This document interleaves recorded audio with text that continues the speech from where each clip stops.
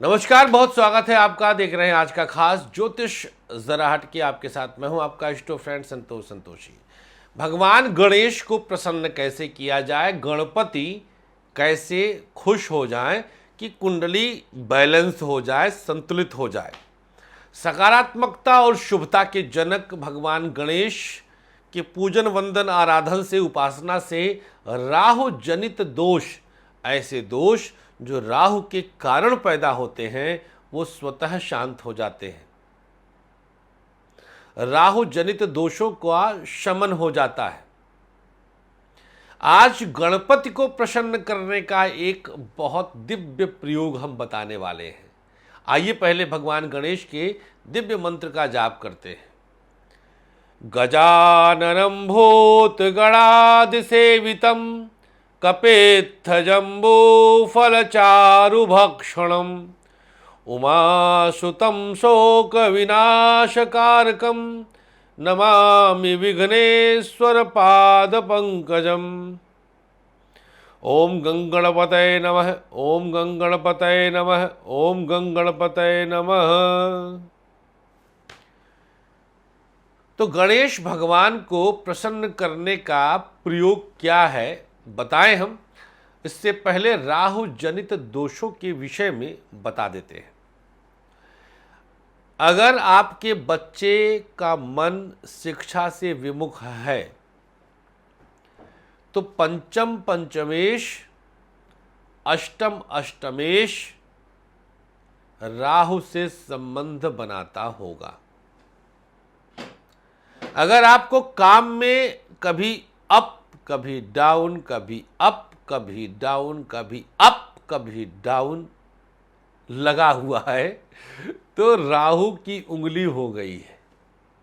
राहु ने छेड़ना आरंभ कर दिया है। उंगली करना ये लोकोक्ति है, अर्थात छेड़खानी करना। अगर आप बार बार कुछ भूलने लगे हैं तो राहु ने एंट्री मार दिया है। अब ऐसी स्थिति अगर आपकी कुंडली में है तो क्या करें? आइए हम आपको एक दिव्य प्रयोग बताते हैं। राहु जनित दोषों का नाश करने के लिए भगवान श्री गणेश की पूजन उपासन से आपके जीवन में कैसे सकारात्मकता की आंधी चल सकती बताते हैं। आपको एक पीला वस्त्र प्राप्त करना है, पीले रंग का कपड़ा, साइज आधा पौन मीटर कपड़ा ले लीजिए। आप ध्यान दीजिएगा, उसको त्रिकोने में काट लीजिए, जैसे पताका बनाते हैं, बीच से कोने से, कॉर्नर से काट के। अब इसके अंदर ऑरेंज वाले सिंदूर को गाय के शुद्ध देशी घी से घोलकर रिंग फिंगर से स्वास्तिक बनाना है। स्वास्तिक बनाना है, एक ही झंडे पे, दूसरा वाला रख दीजिएगा। एक ही प्रयोग करना है, एक ही झंडे का प्रयोग करना है। त्रिकोण पीले रंग के कपड़े पे ऑरेंज सिंदूर गाय के देशी घी से घोलकर रिंग फिंगर से स्वास्तिक बनाना है। इस स्वास्तिक के चारों तरफ ऊपर नीचे दाएं बाएं गा पे गा ऊपर बिंदी गंग लिखना है। गणपति का बीज गंग, गा के ऊपर अंग की बिंदी गंग, चारों जगह ऊपर नीचे दाएं बाएं। इसके बाद इसे सुखा लीजिएगा और फिर जहां आपने गंग लिखा है वहां पर दूर्वा का छोटा छोटा टुकड़ा चिपका दीजिएगा। क्योंकि सिंदूर है वैसे तो चिपक जाएगा। दूर्वा का टुकड़ा गंग पे चिपका दीजिएगा।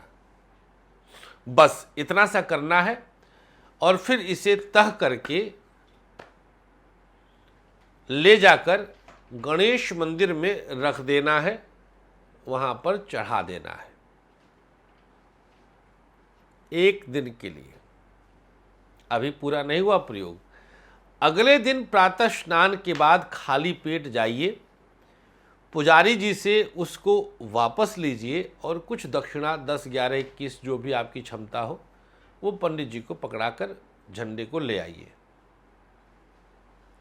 और इसे अपने घर के ईशान कोण में, चाहे तो इसे फोटो फ्रेम में बना करके रख दीजिए, टांग दीजिए ईशान कोण में, चाहे तो इसे अपने दुकान प्रतिष्ठान पे टांग दीजिए फ्रेम करा के, या वैसे ही दीवार पे, कागज पे, दफ्ती पे, किसी तरह, मतलब इसको ईशान कोण देना है। इस झंडे को जो आप मंदिर से वापस ले आए, जिसे कल आपने बनाया था, इसे ईशान कोण प्रदान करना है। बच्चे की स्टडी रूम में दे दीजिए, बच्चे के स्कूल बैग में डाल दीजिए, किसी पॉली पैक में डाल करके, गंदा ना होने पाए। इसे अपने ऑफिस के बैग में ले जाइए, इसे अपने ऑफिस के ड्रॉर में रख सकते हैं, आप जहां बैठते हैं। राहु जनित दोषों का ऐसा नाश होगा कि आप कल्पना नहीं कर सकते हैं।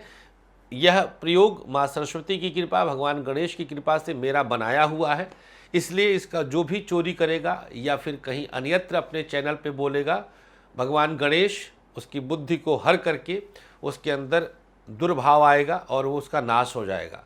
अतः मेरे किसी भी प्रयोग को कोई चुराने का प्रयास न करे, अन्यथा उसके वंश का नाश हो सकता है, क्योंकि ये मेरी खोज है, मेरा शोध है। हाँ, मेरे नाम के साथ आचार्य संतोष संतोषी, एस्ट्रो फ्रेंड संतोष संतोषी के बताए हुए प्रयोग के अनुसार अगर आप बोलते हैं तो आप सुरक्षित रहेंगे।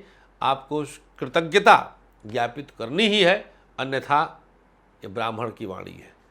बाकी ये प्रयोग हमारे समस्त 40 लाख दर्शकों के लिए, जो हमारे अलग अलग चैनल्स पर हम पर भरोसा जताते हैं।